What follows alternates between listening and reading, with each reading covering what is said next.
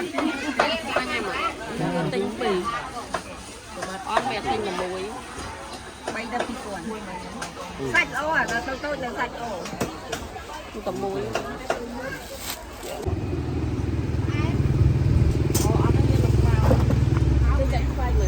ngon đó.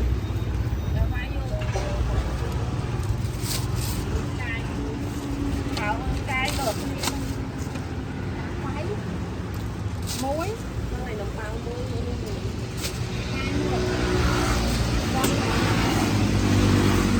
rồi à chặt khoai vậy tôi chặt khoai tôi chứ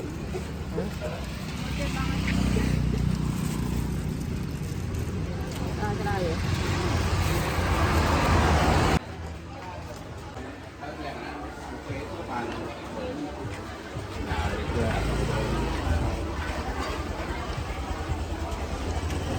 Ta không có.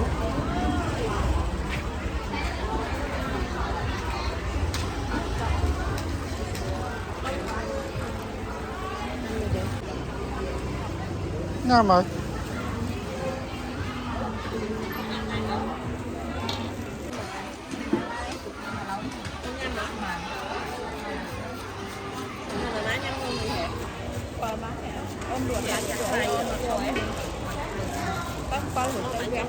trong màu tiên nó là thoát ra đấy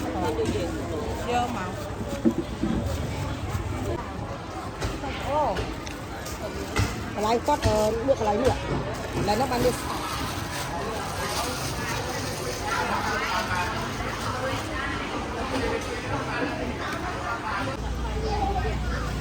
Pamelo là Pamelo rất là lâu. vậy con nhâm nông cho cái nhà con được luôn nhâm một bó nhâm bài dài như thế nào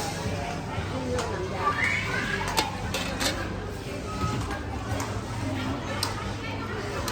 con nhâm cái kế nhâm bánh theo ở co luôn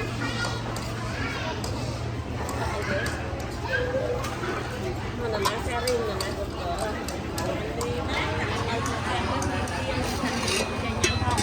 cay mẹ y vùng than rồi con đi xô mơ định mà trong nhà mà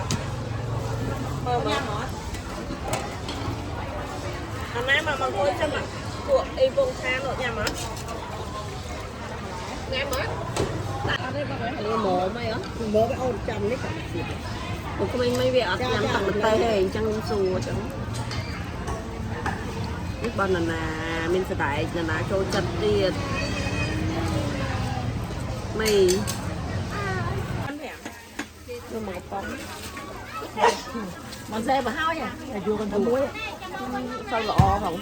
ô đây nhom bao ăn tục đại gì bọn đây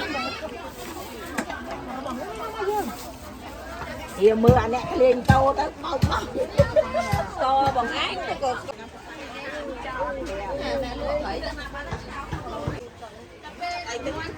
tôi chụp miên đi 500 mày gói rồi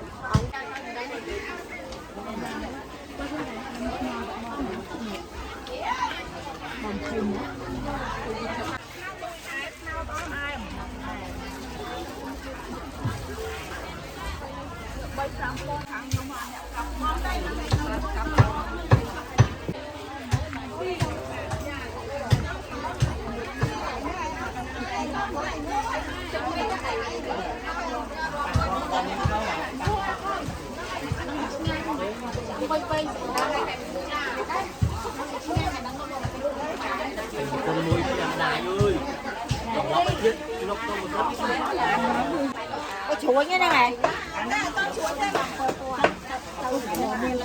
mày mua thẻ mồi vậy anh em ạ tinh bì on mẹ tinh là muối bay đập đi cuộn sạch ô à là tôi là sạch ô cầm muối